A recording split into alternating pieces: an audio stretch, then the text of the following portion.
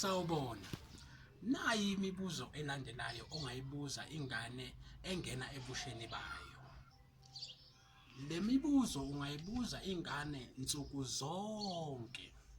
Futhi ngathi ungathola la nikhululeke khona, nenza okuthize, noma nidla nonke, noma nilungiselela ukuyolala.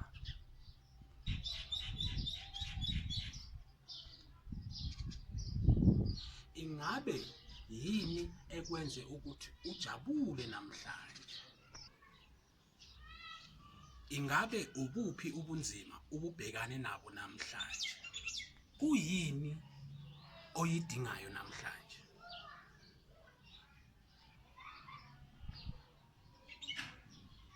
Ingabe udinga usizo kuphi namhlanje? Nawe umnike ithuba lokuthi aphinde abuze le mibuzo kuwe, endule ngokweqiniso. Uma ukwenza lokhu nsuku zonke, wenza ingane izizwe ngathi iyathandwa futhi iyasekelwa. Uyizame iviki elilodwa nje, uzobona umehluko.